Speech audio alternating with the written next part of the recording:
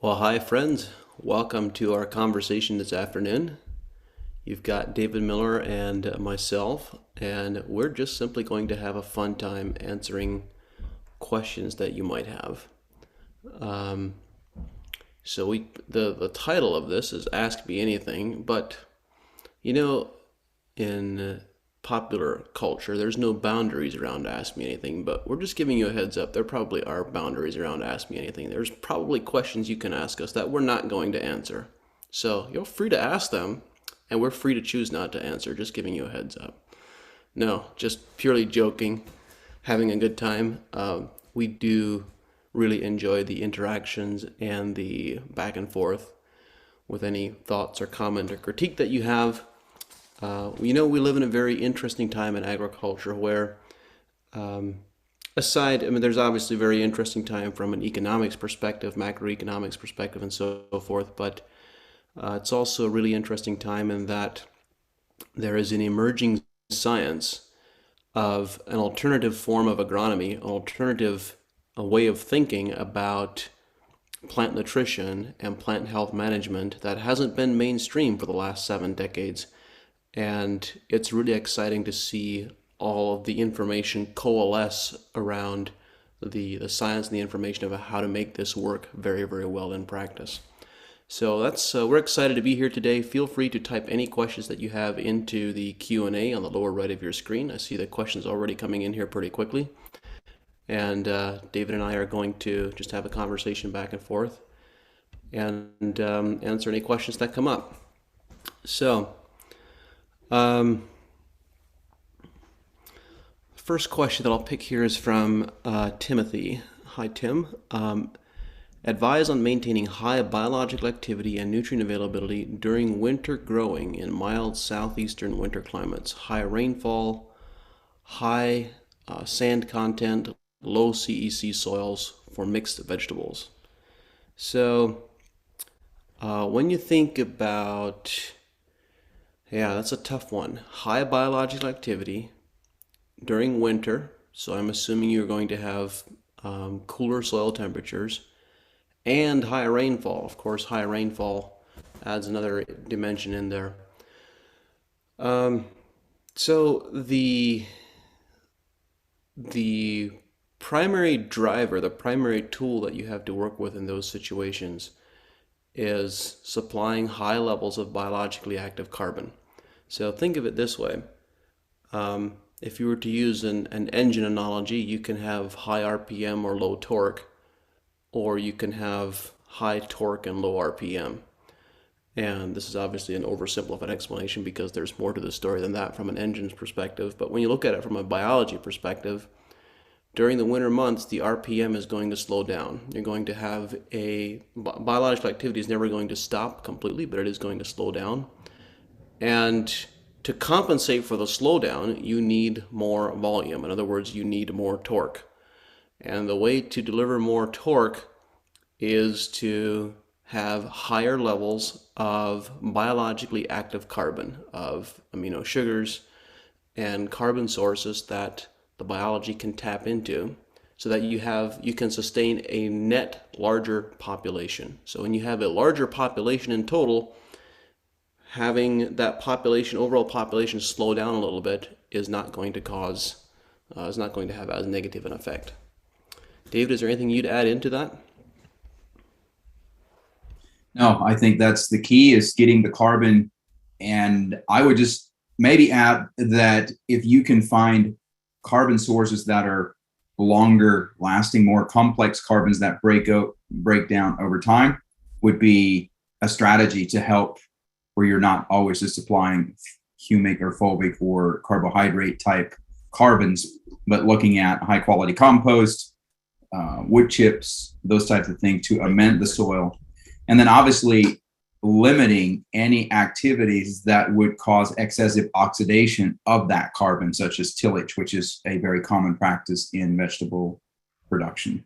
So Yeah, you raise a very, very good point, David, in that when we think about amplifying these really challenged systems and really sandy soils, then these are the places where we need to add physical quantities in sometimes, particularly to kickstart it, larger physical quantities of carbon like compost and so forth, where just adding material through an irrigation system or with foliar sprays is not enough to really get where we need to go. There's a question here from Dave.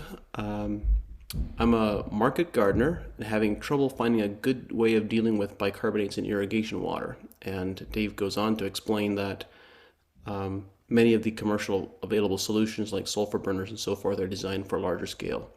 So Dave, to your question about humic substances versus sulfuric acid is an appropriate solution for smaller scale and one that I would highly recommend.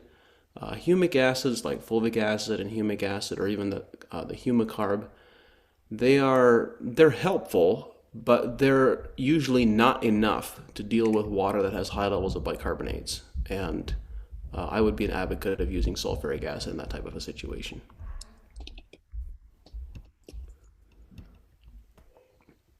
Another follow-up question from Dave. In other webinars, you've talked about using a geological mining soil assay to find the total quantities, not just exchangeable and soluble elements like an ammonium-3. Is there a resource that discusses what minimum levels of each element are needed for healthy plant growth based off a test such as this? David, you want to respond to that one? I'm not aware that there is any resource that gives specific quantities that are required. We've kind of used the rule of thumb that we like to be at least double of what the desired values are in the melic-3 as a good buffer for biological activity to mineralize that soil. Unless you're in a sandy desert soil or in beach sand like Florida, which are the only places where we've done samples that actually came back at, say, and one example I remember is potassium, where the melic-3 was 87 and the total mineral assay was 80. And so what that tells you is there really is no potassium out there. And in that scenario, obviously, you need at least the minimum amount. And I think it's a rule of thumb we've been using until we come up with a resource or develop those numbers is aiming to be about double of what the desired values would be on our melic-3 test. Yeah, and just to build on what you described, David, I doubt that we will come up with what desired values are for that type of assay anytime soon, perhaps never. And the reason for that is because while this test, it's usually referred to, laboratories refer to this test as a total digestion test. And while it does give us an indicator of the total nutrient content in the profile, what it does not tell us is what mineral form it is in. Is it in a smectite or a biotite, or what are the associations with potassium, for example, and iron and aluminum and calcium and magnesium, and what crystalline form, what rock form, what mineral form is it taking? And that's very relevant because some potassiums and some rock powders are going to be more available and others less so. But at the end of the day, as David indicated, we're using it simply as an indicator to tell us about what the total soil reserves are, and can biology tap into the total reserves? In other words, are there any reserves to tap into? And if the answer is no, then it's important for us to know that. Yeah. Another question here about crop rotation. This is a fun one. I got asked this question the first time probably 15 years ago. Do you think crop rotation is still necessary, or at least a beneficial practice in a regenerative agriculture system? How would you answer that, David?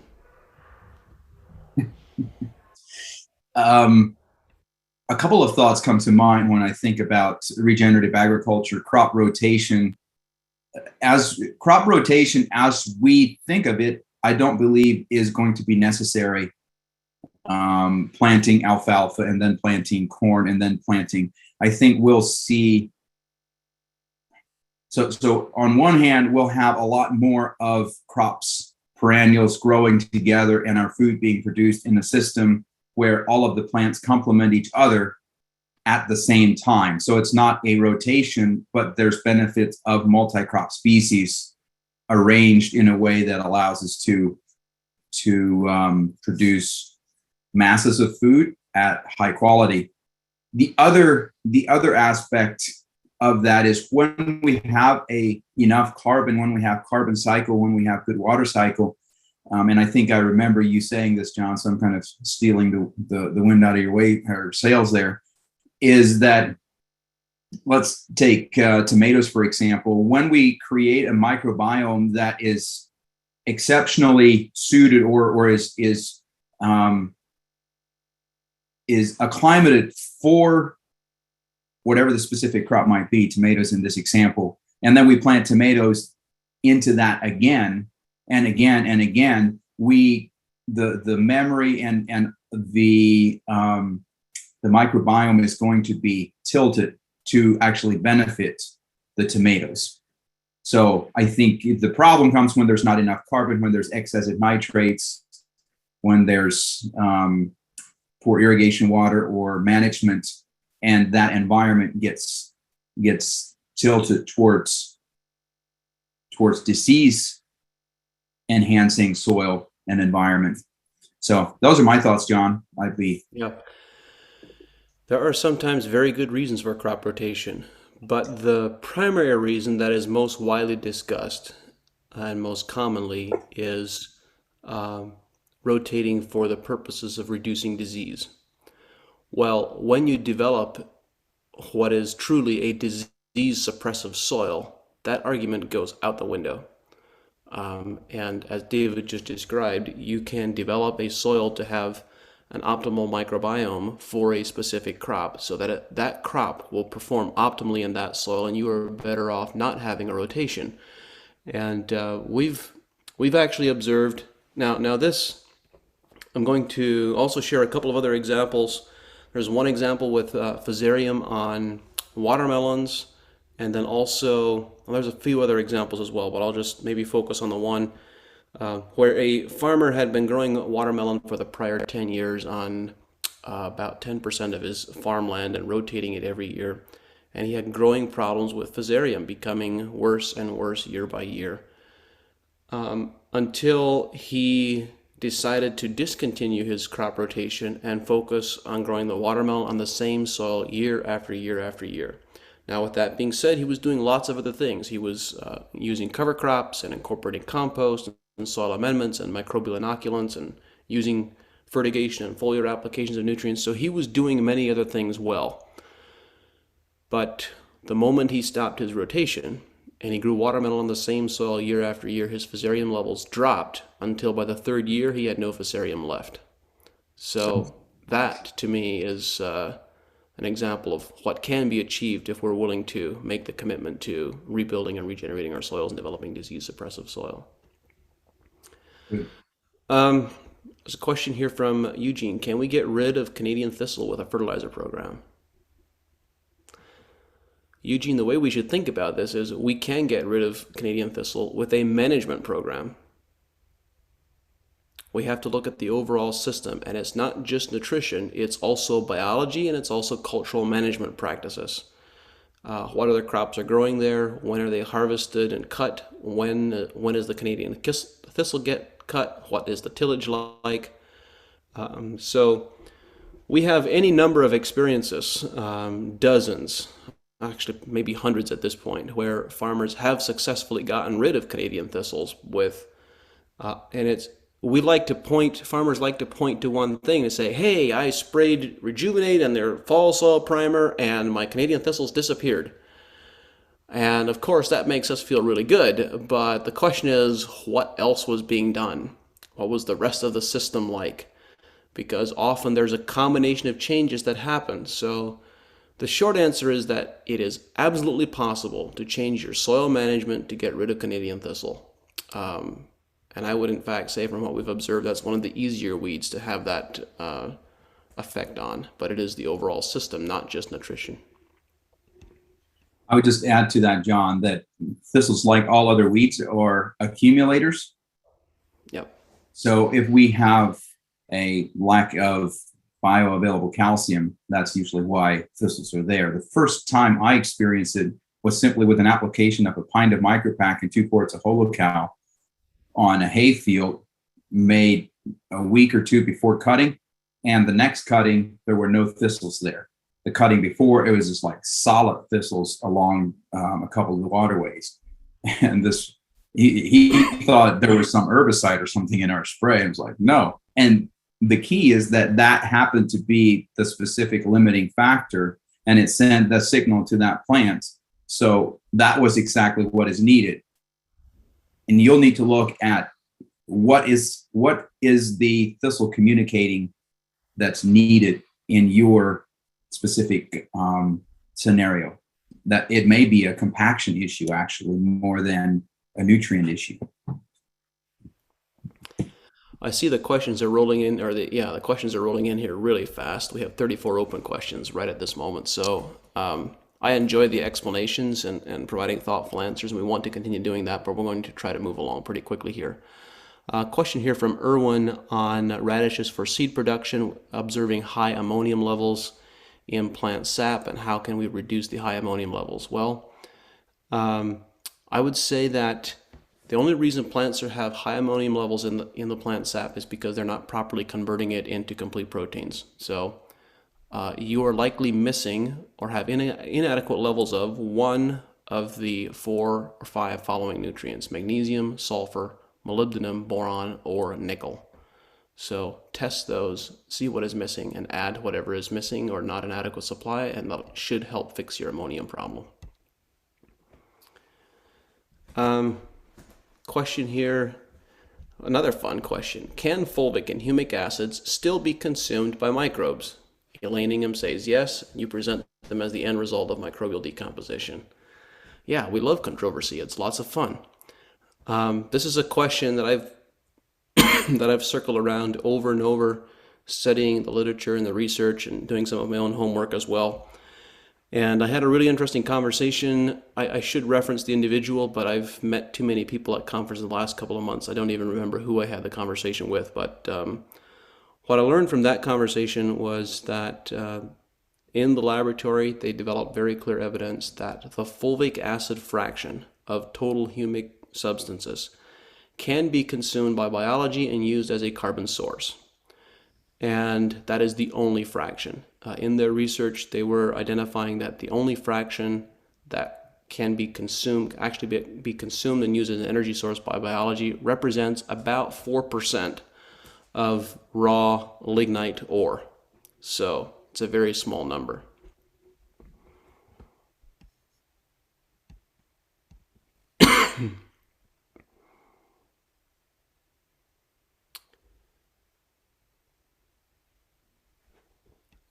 Question from Nicole. What advice would you give for someone just starting the process of converting a conventionally farmed no-till farm growing corn, wheat, and barley to a regen farm in Virginia? David, would you like to respond to that?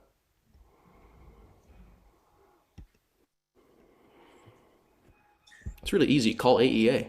Yeah, just call AEA. There's lots of things, lots of questions to consider in where to start and how to start. One of those questions is, how fast do you want to get where you're going, and what is the shape of the soil? What is the condition that your soil is in now? So if it's a conventional corn and soybean farm and been glyphosated for the last 10, 15 years and lots of fungicides, insecticides, then a pretty aggressive approach would probably be advisable. But if you're just continuing to grow organic corn and beans, then maybe the budget would, you'd want to just start it slowly, doing cover crops. If I were to just list it out, and I would do that just in a couple of simple steps, but then call your AEA consultant, because there's so many more details that are important. But plant a cover crop and use BioCoat Gold on your cover crop seeds. Get mycorrhizal fungi, get bacteria out there in the soil. Incorporate that cover crop and apply Rejuvenate and Spectrum to it. to re-inoculate and continue inoculating. Depending on how much chemical use has been out there, you might consider adding OP8, which is a substantial investment. But if you're growing any kind of high value crop, it's worth the investment to put that out as you're starting. And then think about your rotation. Look at your soil. Do you need any soil amendments? If your potassium is only 100 parts per million in the total nutrient digestion, then you probably want to add compost or manure or a potassium source. The minerals that are deficient, balance your soil. And then think about carbon, cycling carbon, having gas exchange. There's a lot of things that go into it, but step number one is getting biology and creating an environment for biology. Thanks, David.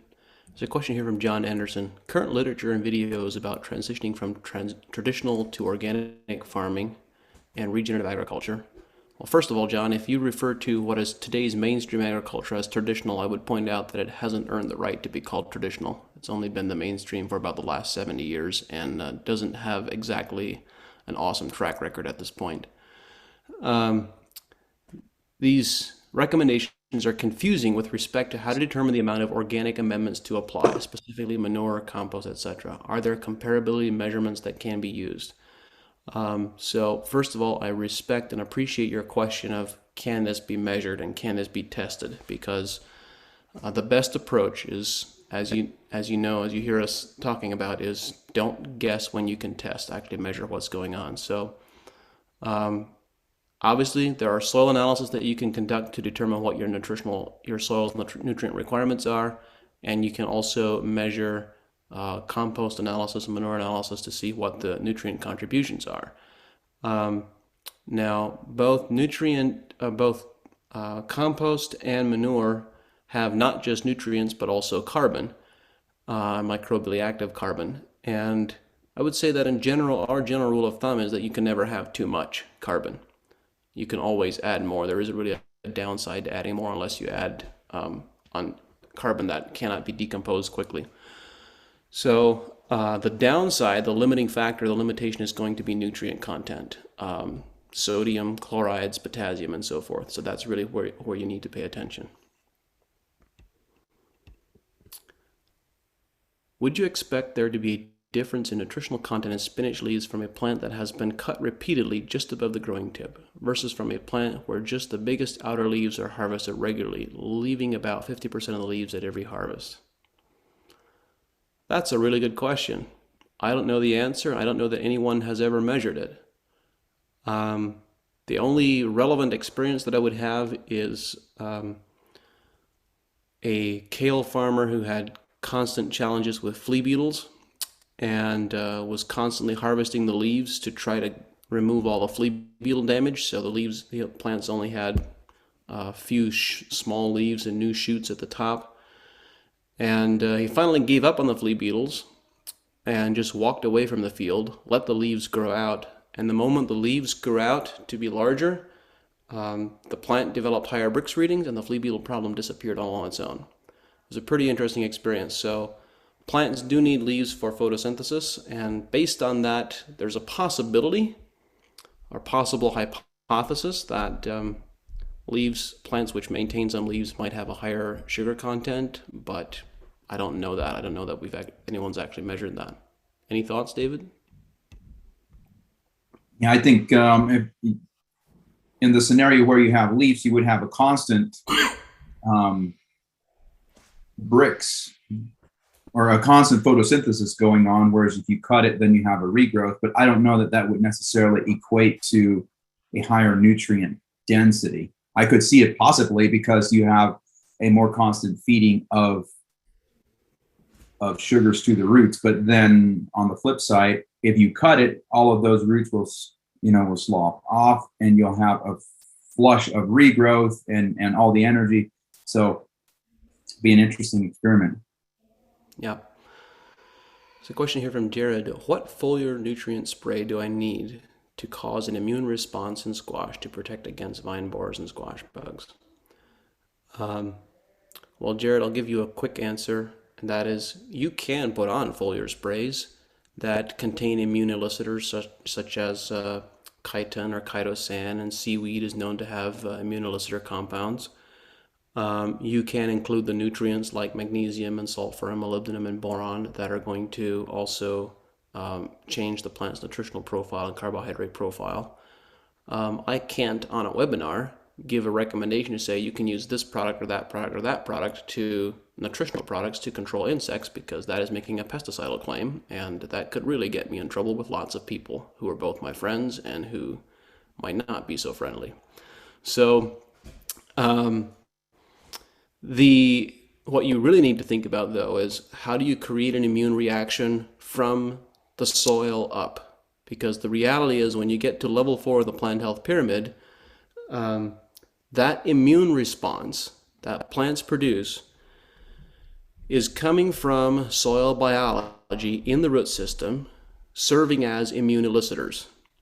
So all these organisms that we call PGPRs, plant growth promoting rhizobacteria, have this effect of triggering an immune reaction, and that should happen in the root system from the moment the seed germinates.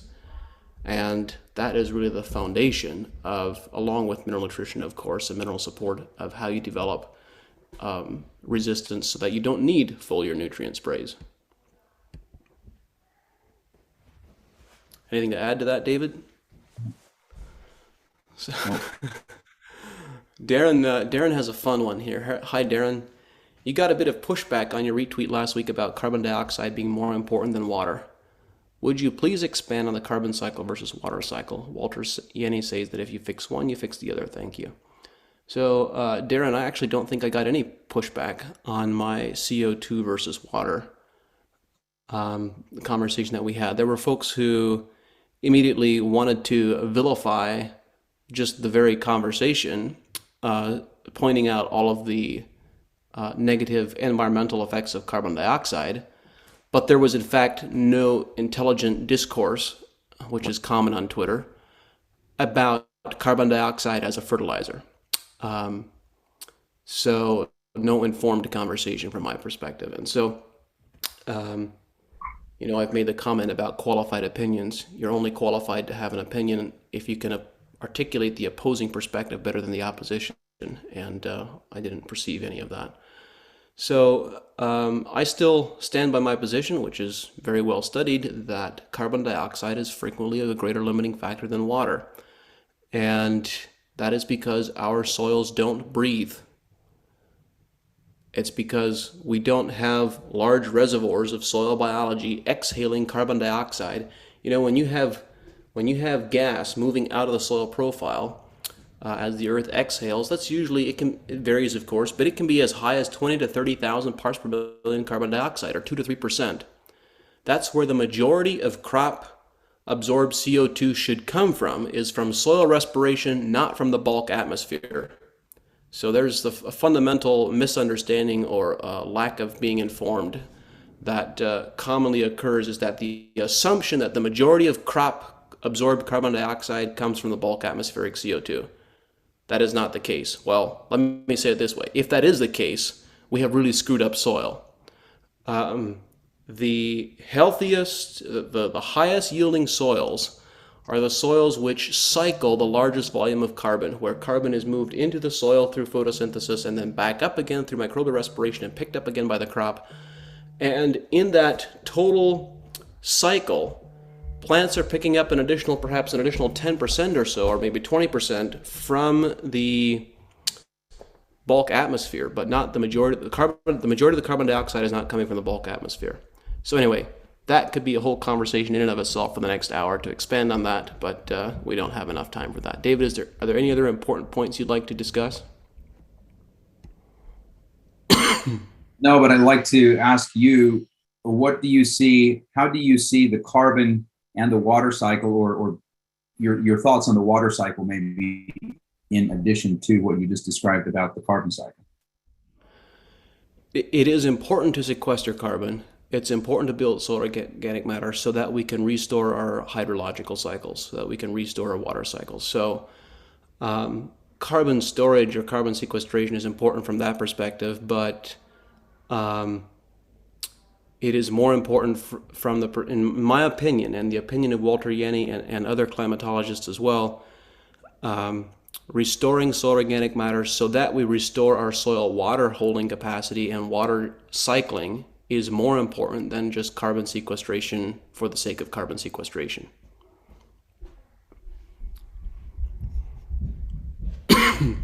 Question here from Jared Lake. What nutrients and minerals are needed to protect brassicas against slugs at transplant? We have had reasonably good success with foliar applications of iron. And if you want to dig into the best and most comprehensive explanation of why slugs are present on a crop that I have ever heard is from Harriet Mella in her carbon microcycling course that she put together on Kind Harvest. Highly recommend. If you have any challenges with slugs, you want to dig into that conversation because it's going to be very worthwhile. Question from Michael. Are insects like potato leafhoppers, flea beetles, and cucumber beetles deterred only once you reach level 4 of the plant health pyramid and really have your system going? Well, I would answer the question this way. We developed the plant health pyramid with clear delineations and clear boundaries in order to be able to describe what is happening and what we observe happening in these biological systems. However, nature doesn't have neatly defined boundaries like that. And so in our experience, I would suggest there's definitely a transition that happens, and there is definitely overlap, and you can achieve resistance to some of these insects sometimes faster than when you get all the way up to level 4. But of course, there's so much overlap. Lots of these things happen at the same time, and they're difficult to measure. So it's I don't have a good question for that, or a good answer for that, other than to say that it can happen very quickly, and it can happen in a single growing season with the right management. I would just add to that, John, that we think about the plant health pyramid and being up here. A crop is up here, but it's more about the pulse and how consistently the plant can stay there, because you might have the ideal weather, soil moisture, nutrient availability, and for 2 days it's at level 4, but then it drops down to level 1 because of being too dry or being too wet or the sun not shining. So I think it's important to not see the plant health pyramid levels as a static position, that once you've reached it, you stay there. Yep. Thanks, David. Question from Stevie. I have huge problems with blossom end rot and bell peppers. Yeah, they're one of the crops that's notorious for that. I grow on heavy clay soil. What can I do immediately to help reduce this problem? Immediately, you can begin supplementing with chelated calcium in irrigation systems and foliars, and also address boron and manganese. Make sure you apply generous levels of manganese and boron to downregulate the excessive potassium that crop is likely to be absorbing from your heavy clay soil. And don't apply potassium in any form whatsoever, at any time, ever. Yeah, the reason bell peppers have blossom end rot is not because they have a calcium deficiency, but because they have a potassium excess.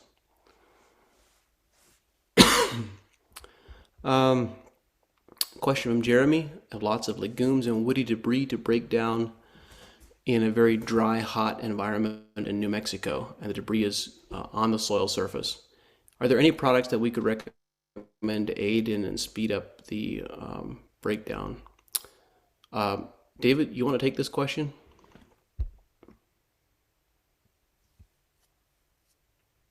Yes. We have found that just inoculating with the regular spectrum will help break down crop residue quickly. But there's also a product called Biodigester that has additional lignin digesting bacteria and fungi. So if there's any, whenever we have very challenging environments, we used to recommend the Biodigester instead of just the spectrum. And then obviously you need, again, all the factors of the environment to make sure that biology is able to do its job. Yeah, and Jack just shared the link in the chat to that. So thank you, Jack. Thank you, David. Question from Patrick. We raise malt barley under irrigation in southern Idaho and have been no-tilling for about 6 years. This year we no-till planted our barley with BioCoat Gold at 3 ounces per acre, chicken manure pellets in row at 150 pounds. Approximately 5 to 10 days post-plant, we applied 30 units of liquid urea stabilized with sulfur, carbon, and moly. We applied 32 ounces of Roundup with that fertilizer. Ouch. So, Patrick, thanks for your comment. Thanks for sharing that update. I hope that things are going well with you. You know, when I interviewed Michael McNeil on the podcast and I asked him about combining foliar nutrient applications with fungicides and insecticides, he said, "Why would you mix poisons with your food?" And I think that's the challenge that we run into. And I understand that from an economics perspective, and sometimes we need to do that from the perspective of making field passes and so forth. But I loved everything you said until you said that. I think that's something we need to be cautious about. Calcium deficiency is common in summer. Can we use calcium nitrate in abundance and reduce nitrate using the photosynthesis pathway? The short answer is no.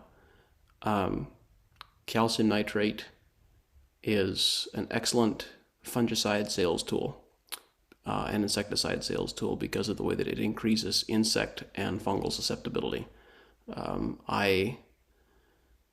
We try to avoid the use of calcium nitrate on farms that we work with, if at all possible, as much as possible. Question from Michael. When utilizing an AEA drench program, needing to apply in areas with a hose instead of drip irrigation, is it still effective to apply even if you can't really soak the soil and the soil is fairly dry? If the nutrients and biology are applied to the soil surface, is there still some benefit? Short answer, in my opinion, is yes, there's significant benefit. David, you want to chime in on that and describe some of the experiences that we've observed? Yes, definitely.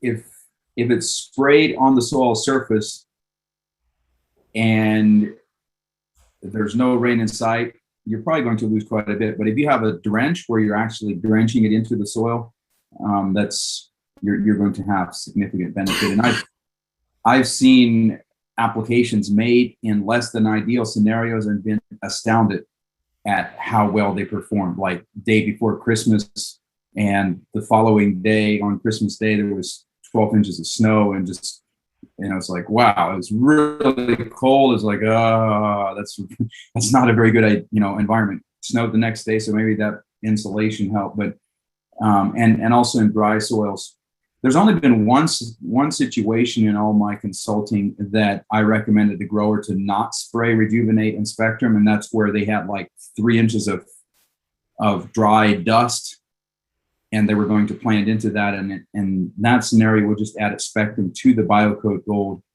and put it right on the seed, and that way it just lay dormant in that dry powder until they did get moisture. But in most scenarios, you will definitely get benefit, especially if you have rainfall within a couple days to a week. Thank you, David. Yeah, I would say that, David answered it adequately, but I strongly agree that we can put it into really challenged and what we perceive to be very challenged environments and still produce some very nice crop and soil responses. Question from Nicholas. Do we know how fast and how far mycorrhizae and fungi can recolonize a tilled soil? I'm thinking of the strip till method, for example. Nicholas, I'm sure the research has probably been done. I don't know the answer off the top of my head other than to answer it this way. Mycorrhizal fungi recolonize soil in the presence of a living root system. So the question is, the plants that you are planting, what is the volume and quantity and reach of the root system and the root biomass that they're developing? Because it is the association with that root system and the root exudates that is really going to propagate development very rapidly in the first year. So that would be my hypothetical answer of how I would be thinking about it. Question from Jordan. Does blending the fungal and bacterial products at specific ratios help to optimize the bacterial to fungal ratio that is preferred for a given crop? The answer is no. It's not the presence of the organisms in the product that you apply, it's how you feed them once they're actually out there.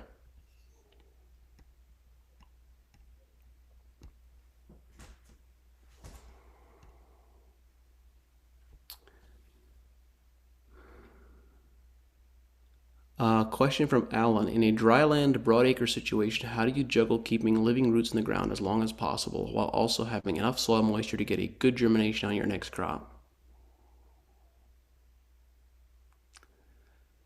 Alan, the answer to your question is maybe we need to change the system completely.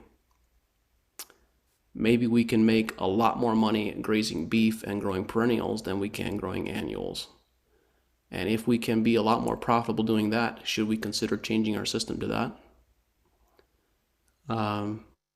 Anyway, this is obviously a bigger conversation. So in general, I think there are these environments in which we should consider growing perennials rather than annuals. David, do you want to add any thoughts to this? It goes back to the conversation we had earlier about water holding capacity. And when we do get that rain and all that moisture, where's it going and how long are we able to hold onto that moisture? I've seen way too many soils that were being farmed 4 inches. In fact, I was on a farm right after a flood event. There was water running over the road. The ditches were full. And we walked out into a wheat field. It was muddy. We dug down, and 4 inches down was bare, was dry soil. I mean, bone dry soil. But water was running down the ditches. So I think that's key. Getting organic matter, getting water infiltration, holding that water for when your crop needs it. There is a word that has been lost in the agricultural community, and that word is percolation. We've become obsessed with the idea of water infiltration and that we should measure our soil's infiltration capacity. And that's all well and good, but infiltration is just the first half of the story. It's just a measurement of how fast your water is moving into the ground. The next part of the question or the conversation is percolation, which is how your measurement of your soil's capacity to move your water down deep into the soil horizon and then also bring it back up to the surface.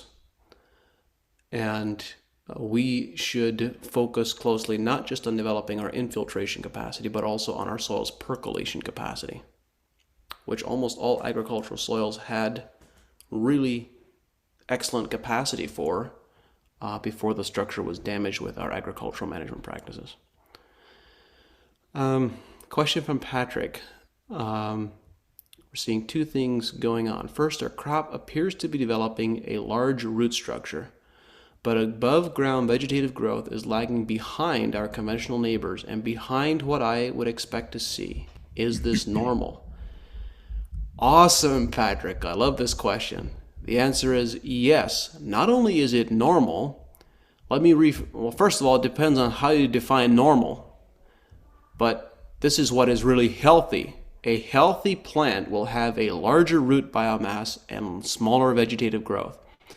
So yes, this is unfamiliar for many growers, and it's what you are comparing and contrasting with is mainstream agronomic practices which are loaded up with nitrogen and are going to cause all kinds of disease and insect susceptibility problems, but also have a smaller root system. And so, yes, the healthiest plants, and what you will discover is the highest yielding plants are going to be plants that have cytokinin dominance, that have a dominant root system and smaller vegetative growth.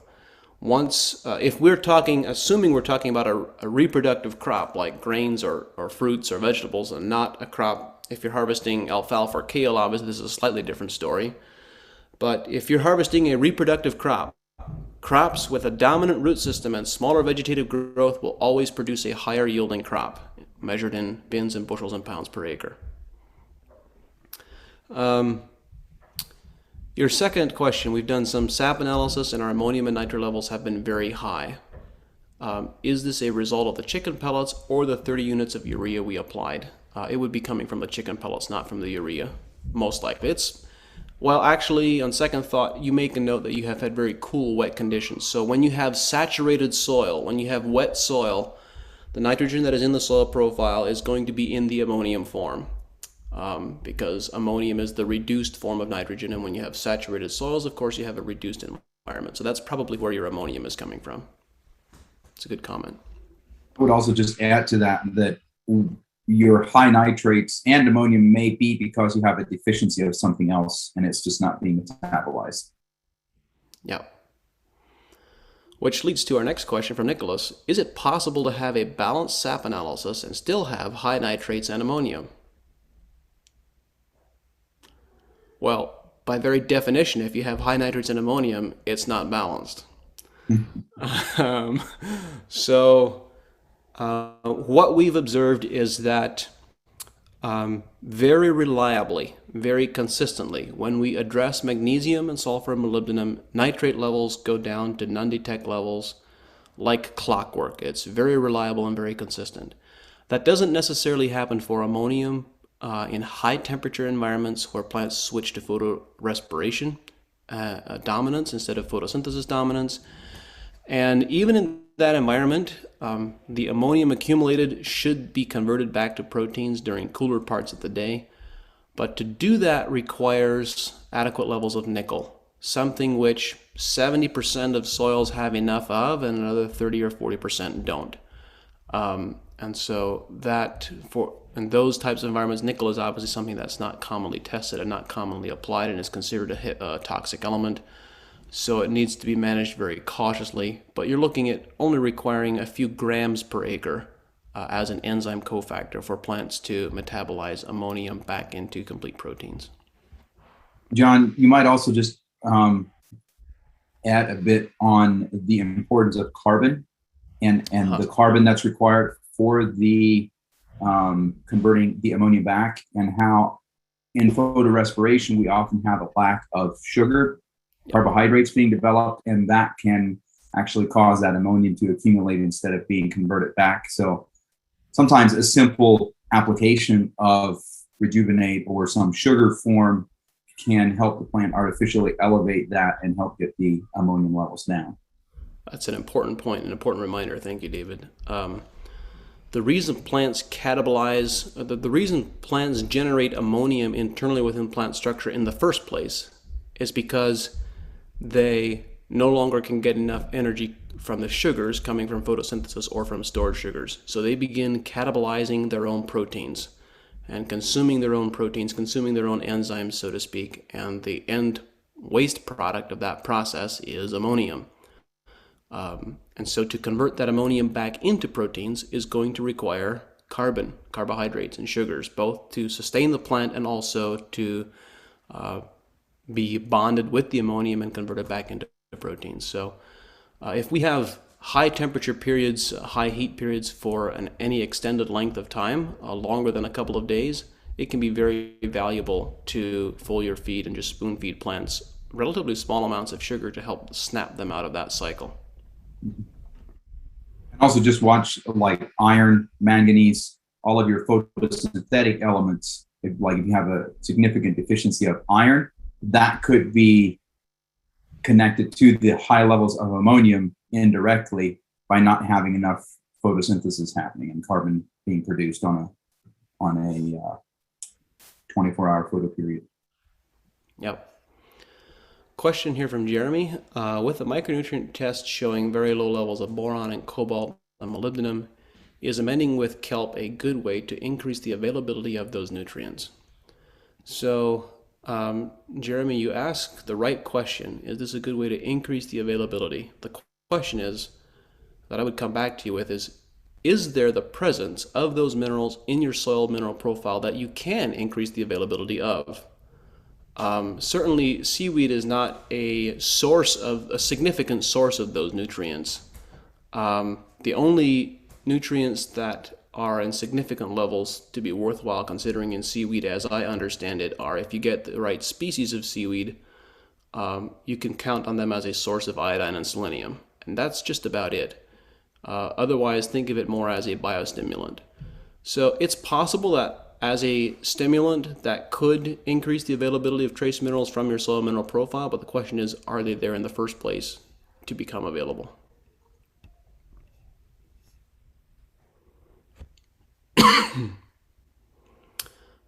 Question: if a plant seedling is not able to produce soluble carbon, can we feed them amino acids and molasses? The answer is yes, you can, but the question also is, why would they not be able to produce soluble carbon? Because that is, after all, how the system was designed to work. But it certainly can be supplemented.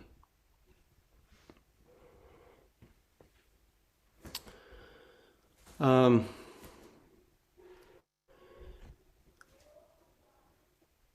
next question: in sap analysis of my tomatoes, chloride levels are 2,500 to 3,000 parts per million. Ouch. And sodium is 100 to 250 parts per million. If the other elements are around the desired levels, are these levels toxic to the plant in arid regions, as in Senegal or West Africa? If so, can nitrate alleviate chloride toxicity? What else can we do other than gypsum? This is the fun one, isn't it, David?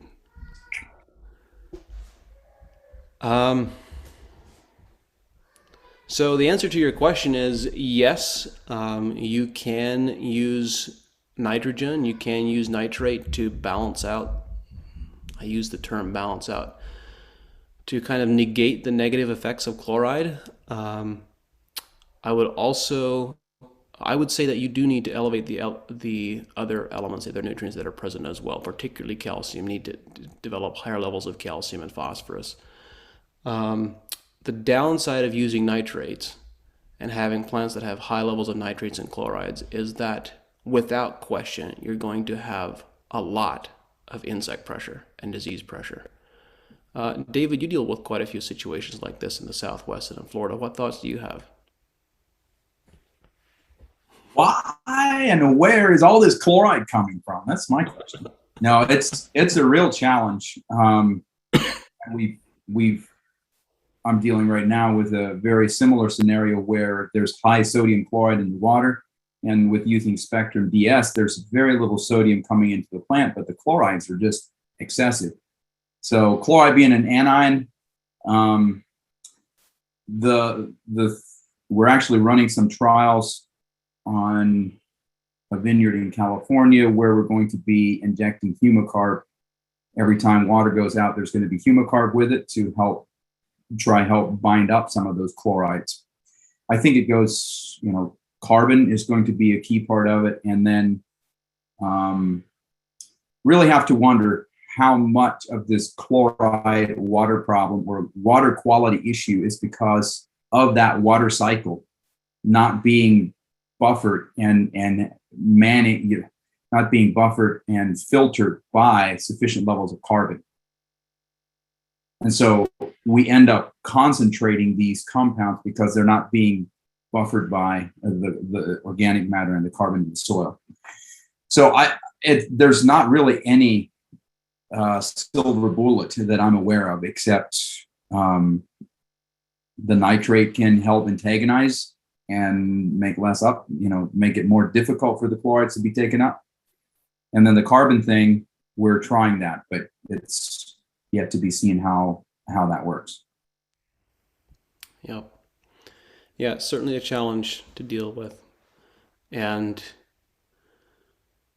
I would echo David's thoughts that from a long-term landscape regeneration perspective, we need to look at restoring water cycles and being less dependent on irrigation water and managing our watering differently. And that is fundamental to solving this from a long-term perspective. Question from John: is there an ideal soil composition where the organic matter will automatically regenerate carbon and nitrogen from the atmosphere or root exudates, reducing the need for external amendments? John, you ask a good question, but I would say it's not the right question. It's not a question of ideal soil composition. It is a question of management system.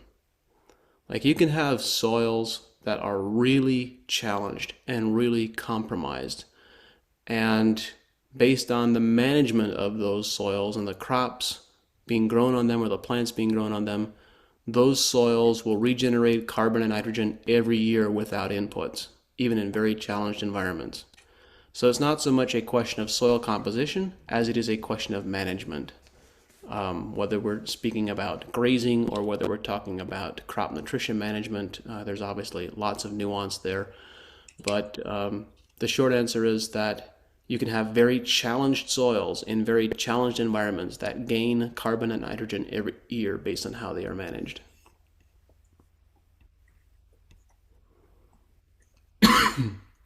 Then a follow-up question, is there an ideal or target microbiome assay that can be intentionally developed?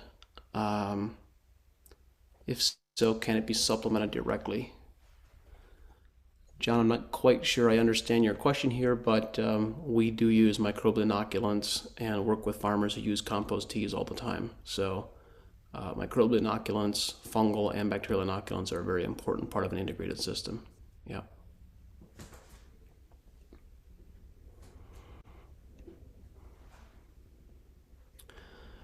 Question from Alan. On the crop rotation, by continually growing the same crop, do you eventually unbalance your nutrients as that crop requires more of the specific nutrients, or is it just a case of carefully feeding those plants? That's a good question, Alan. And I think when you ask that question, my thoughts go to how do crops rotate, if you will, in natural systems? So if you have, what does a natural succession of plants look like as soils improve on a prairie or in whatever ecosystem you might want to consider? And so the answer is that over time, yes, soils will shift, and what might be optimal for a given crop now might be more optimal for a different crop. But the answer is over significant periods of time, usually I would say a matter of decades or more. But again, it's really dependent on our management. We can manage that to maintain it in that, excuse me,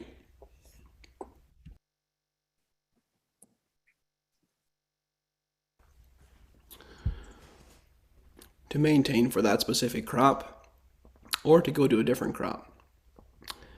David, I'm going to turn the microphone over to you for a little bit. I'm going to go grab some water. I'll be right back. That'll work.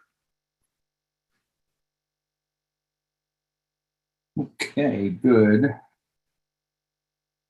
We'll go to the next question here. What is the difference between Brix and total sugars in plant sap?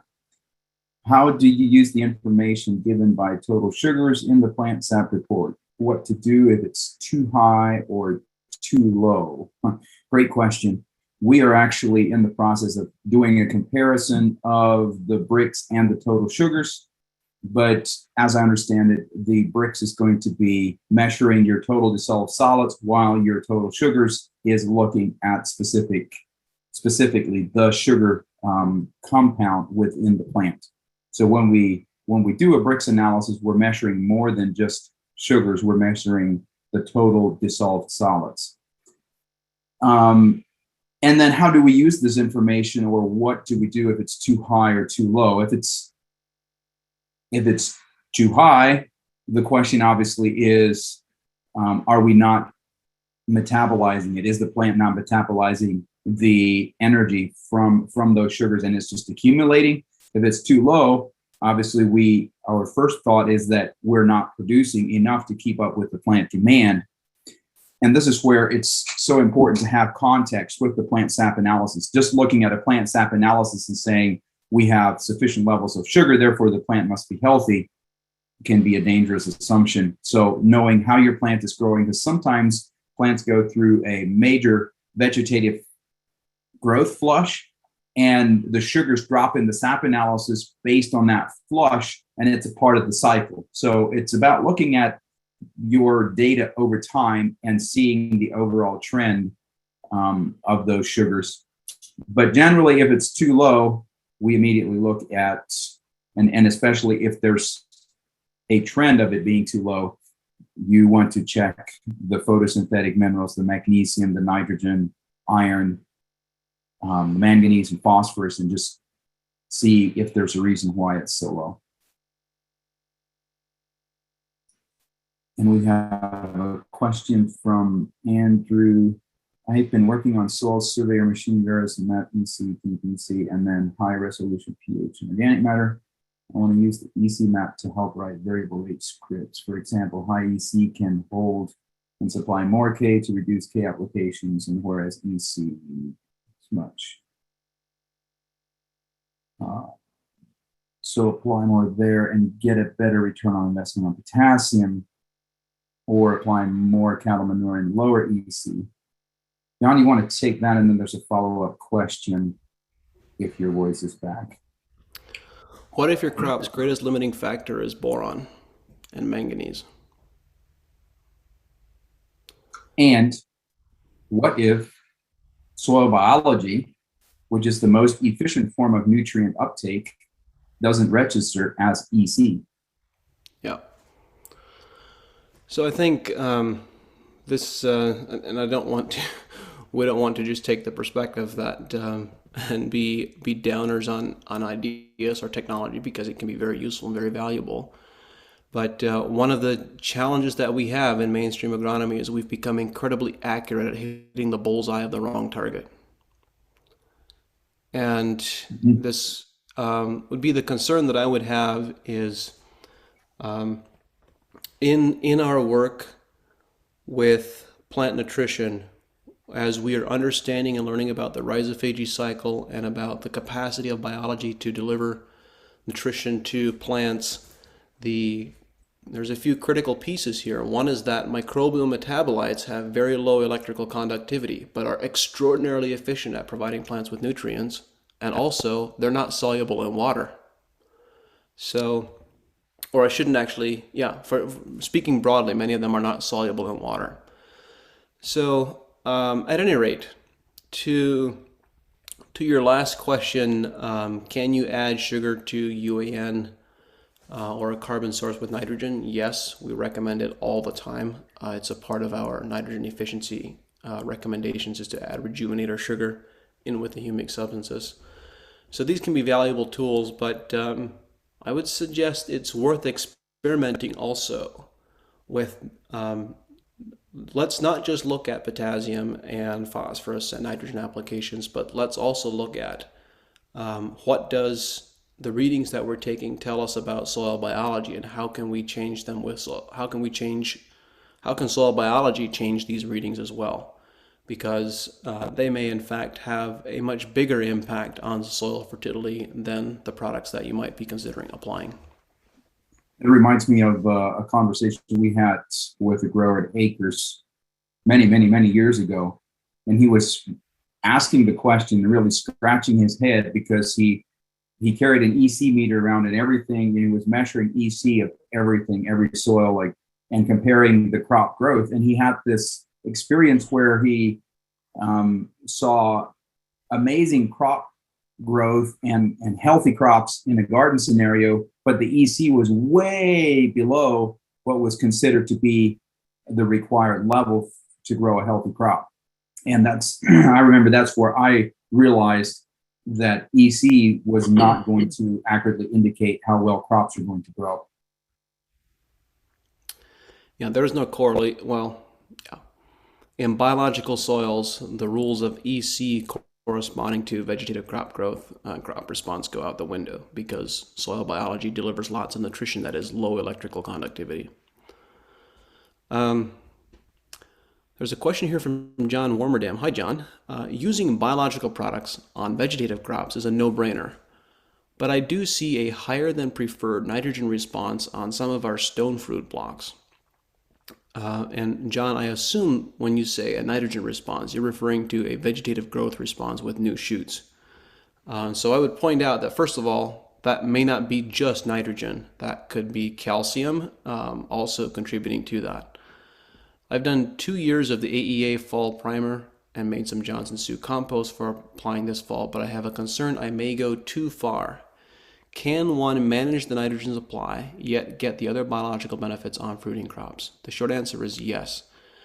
If you have concerns and it's known, documented, which I'm sure you probably have, sap analysis that indicate you have excessive nitrogen levels that's coming from biology. By the way, did everyone just hear the sentence I just said and what John is talking about? It is possible to get excessive nitrogen levels on crops coming purely from biology without any applied nitrogen.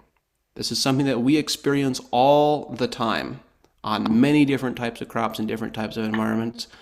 And it boggles my mind that we have the idea that we have to buy nitrogen. Like, this is not untested, unvalidated science or technology. This has been around for decades. Lots of folks are doing it, and it works very effectively. We don't deal with nitrogen deficiencies in the farmers that we work with. Our greater concern is nitrogen excesses coming from biology.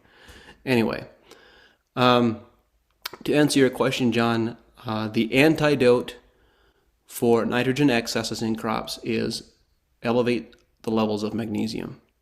You get higher levels of magnesium, and that will limit that growth response. And it will actually, if you get it, you have to be cautious, because when you get levels of magnesium high enough, they will actually deplete the crop's absorption of nitrogen and crop utilization of nitrogen. So use with caution, but the short answer is yes, magnesium is the answer that you're looking for.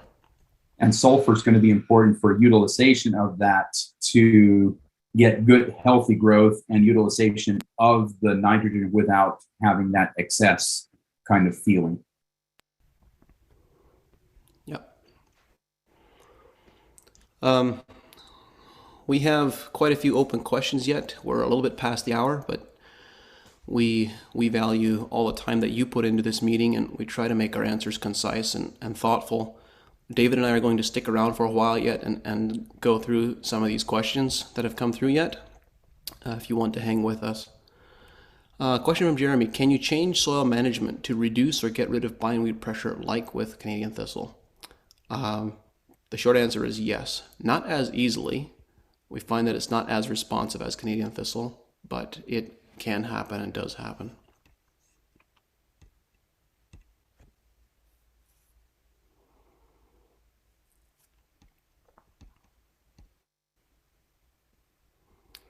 Question from John: if you apply Rejuvenate on corn stalks in the fall after harvest, can you still graze cattle on it, or should you apply it after the cattle have finished? The answer is yes, you can graze cattle on it, and if you put the Rejuvenate on before you graze on it, it's probably going to increase the digestibility of the corn fodder, perhaps quite significantly.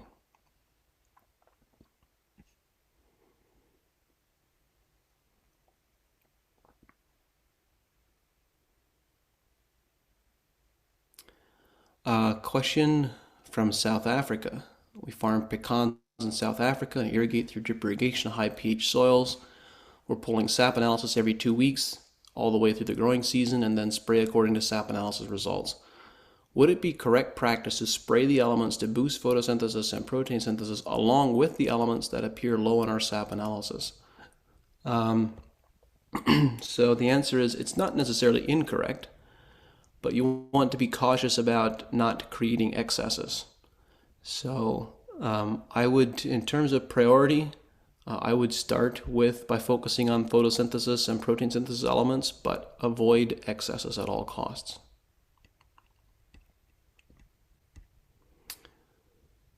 A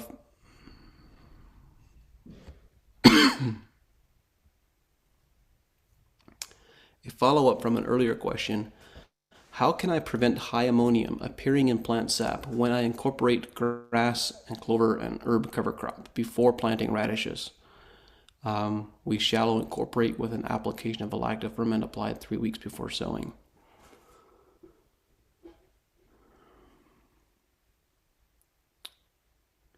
The pathway to avoiding having that high ammonium level show up: if your ammonium levels are coming simply from the cover crop residue decomposition, is to apply a lot of carbon with that cover crop, or maybe saying it a different way, is to have that cover crop, allow that cover crop to be slightly more mature before you incorporate it, so that you get a slightly broader carbon to nitrogen ratio and slow down the decomposition slightly, and that should take care of it. David, is there anything you'd like to add to that? No, I think that's good, except just like always, make sure you have sufficient levels of sulfur You could You're think I'm turning on into a the sulfur sulfur rant. champion today, David. Yeah. Question from John. I'm interested in your thoughts on a multi-species orchard. How one may incorporate a diverse understory and other practices for disease and pest suppression and nutrient cycling. The short answer is yes. Figure out how you can do it and do it as much as you can. So, I'm not sure exactly what you're looking for, but there's in natural ecosystems, we've been indoctrinated in agriculture to think that plants compete with each other. They're competing with each other for water and nutrients and so forth. And there's some really interesting research. I forget where and when I read it, but the conclusion, the bottom line is that when there are abundant resources, when there is abundant water and nutrients, then it's true that plants do compete with each other. But in a resource-constrained environment, if it's water limited or nutrient limited, plants will actually collaborate rather than compete. And that makes you wonder about what is the type of management system and ecosystem. How, if we want to develop these diverse ecosystems in orchards, might we be better off not irrigating to surplus, not irrigating to abundance? If we want our cover crops to, and not just our cover crops, other plant species that we're planting to truly collaborate with our crop plants, should we perhaps not irrigate to the point of saturation on a regular basis? Do we need to supply slightly less water so that plants collaborate better with each other? There's some interesting questions to be explored there that I don't know the answers to.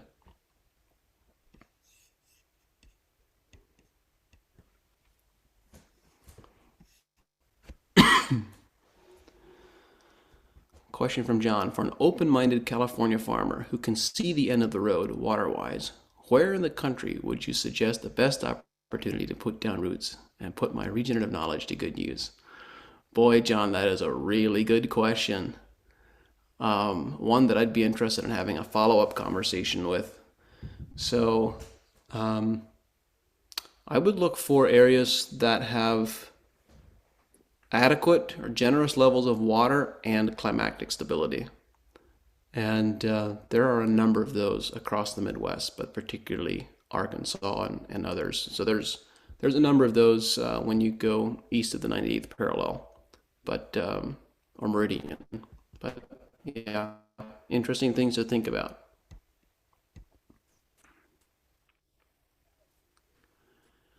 Question from Brian. How would you convert a long-term CRP field to organic if you want to no-till?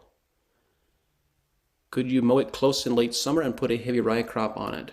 Would the rye drown out the perennial grasses, and then could you roller crimp it?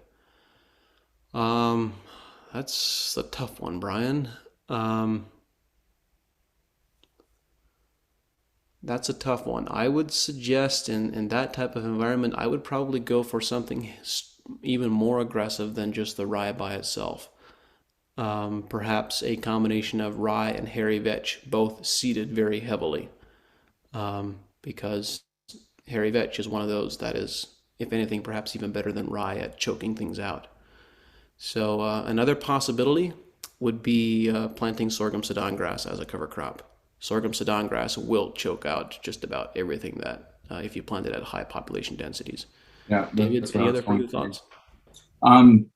Sorghum Sudan was the one that was coming to my mind, and also I don't know what the possibilities would be of doing intensive grazing. So if you were able to really intensely graze it over a short period of time, maybe even overwinter cattle on it, and what would feel almost like abusing the soil. But if you roll out hay and then allow the cows to really trample that in, not only are you killing the one crop, you're really fertilizing the next.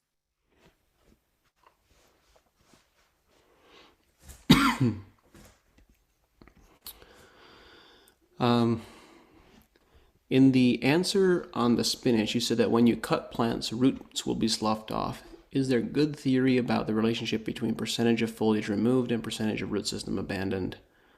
My understanding is that it's very crop dependent and crop stage dependent. So if you're young vegetative growth stage or older stage plant, it's going to vary quite significantly. What plants are more efficient with the carbon cycle? That's a really easy answer for that one.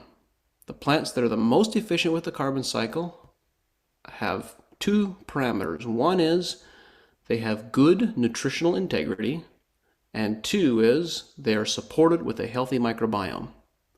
Those are the plants that are the most efficient with the carbon cycle. It doesn't matter the species. It matters about how well they're supported with a healthy microbiome and a healthy nutritional status. I would just add to that, John, that the C4 pathway, photosynthetic pathway plants are going to be more efficient, especially in high temperatures. And also, when we talk about carbon cycles, it's important to understand that the carbon cycling and putting carbon back into the soils will primarily happen during the vegetative growth stage. After the plant switches to reproduction, the amount of carbon that goes into the soil as root exudates starts to be much more limited, or that's not where the plant focuses on putting the carbon. So having something like a sorghum sudan or a corn crop is, if we want to look at specific plants, and I fully agree with your parameters that you gave, but that being put aside, if you wanted to look at specific plants, corn, sorghum, those types of plants are going to give you the most efficient cycle, as well as vegetative biomass that you can then incorporate as lignified carbon. Yep. Thank you, David. Very good point. Question from Jared: how does one improve the gas exchange in clay soils that already have 13% organic matter? If you already have 13% organic matter, then my question would be, do you have good water infiltration and percolation? Do you have good gas exchange? And if the answer is no, then why not? What are your limiting factors? Is there mechanical compaction? Is there chemical compaction? What's going on? So we would need to figure out and address why that's the case, and fix it and make sure we don't recreate it. Just a quick thought on that, John. Organic matter, if you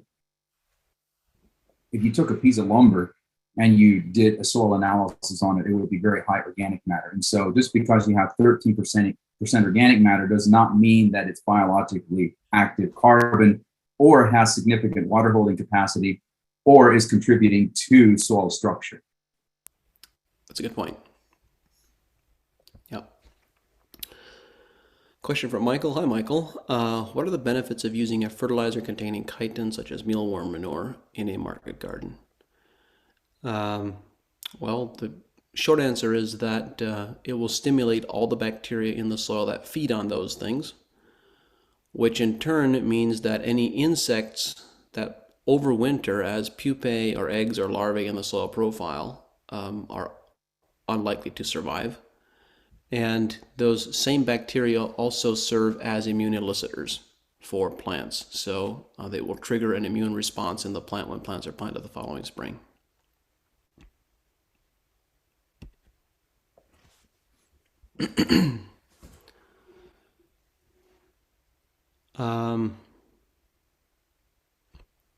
Question from John. In Florida citrus with very sandy soil, what is the quickest way to break down wood chips? And then there's a follow-up question to that: how do you feel about vermicompost? We already spoke about wood chips earlier. David responded to a question. I would be in favor of using our soil primer, rejuvenate spectrum application, and perhaps adding an inoculant with lignin or cellulose digesters that is called biodigester. That's one that we have used very successfully in the past. And then how do we feel about vermicompost? Well, the question is very simple. Is it effective and does it work? And sometimes the answer is yes. Often the answer is yes, but it depends on how it's produced.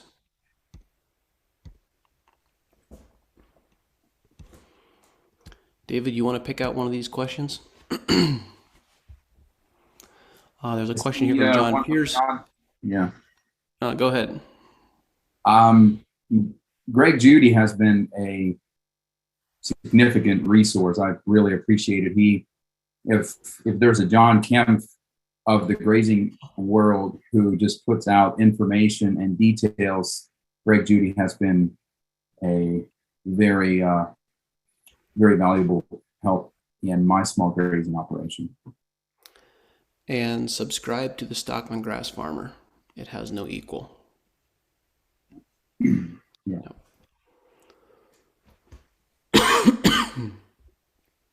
Wow, the end isn't coming up here, John. We just keep answering questions, and more of them keep getting added. Yeah, I think we're going to answer a few more questions here, but then we're going to wrap up in just a couple minutes here. When you speak of critical points of influence after germination, what do you mean? In corn, you describe it first being at 9 to 12 days, but cold or hot temperatures change things drastically. You don't mean emergence from the soil, do you? No, I'm not talking about emergence from the soil. That window, as I understand it, that window occurs at a certain time after germination to some degree, regardless of the stage of plant growth. So if you have 4 inches or 6 inches of shoot growth, or if you only have a half an inch of shoot growth, then the plant is going to reach that stage almost regardless of what the growth stage is at in terms of physical growth. So I'm not speaking about emergence. I'm speaking about the timing of natural development processes. So cold or hot temperatures are going to change the rate of plant growth, and they're going to slightly influence the critical point of influence in timing, but not significantly. If you think about the critical point of influence from, let's say during the cell division stage, so there's this common, for many crops, cell division stage will last about 10 to 14 days.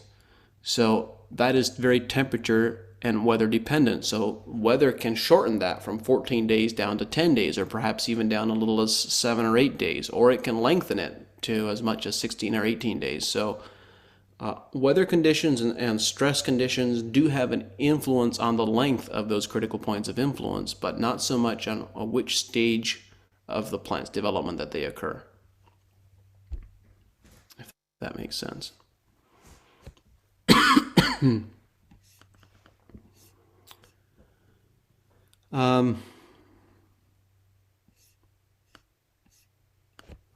We're going to take one last question here, and then we're going to wrap up, and any that we missed we'll have to follow up with afterwards. The question here, sorry, go ahead. This is an intriguing question that I think is a good question. What do you think about irrigating a little and often, several times a day, versus irrigating less often and a lot at a time, for example, once or twice a week? It depends on the crop and the context, but in broadly speaking, we generally get larger crop responses and better crop responses from irrigating more frequently and less heavily. But if you're irrigating blueberries versus grapes, those plants have very different root system structures and need to be managed very differently as well. So broadly speaking, we generally get better responses from doing higher frequency rather than less, but that's not always the case. David, what are your thoughts? Very much agree with your answer. I think you need to look at where, if you have a deep-rooted crop, it's going to be more important to have enough irrigation time that the water can really penetrate down. So looking at where your crop, where the roots are. In other words, if you don't irrigate enough, that you're always just irrigating the top 2 inches and you're never really pushing moisture down, that would not be. So you need enough moisture for good root development. And I think that's really where you need to look. So like you said, it depends, like everything else. Yeah. All right. Well, thank you, David, for joining me here for this Q&A. And thank you to everyone for the really awesome questions that you contributed. We had lots of really great questions, and I really enjoy the interaction. Feel free to reach out to our team directly. Our office phone number is 800-495-6603. And there's not just David and I. We have a team of a couple of dozen people who this is all they do every day is working with growers, figuring out these answers and working through challenges. So we enjoy working with you in the field. We enjoy having these conversations. Thanks for all you do, and we'll look forward to talking again soon. Have an awesome day and happy growing.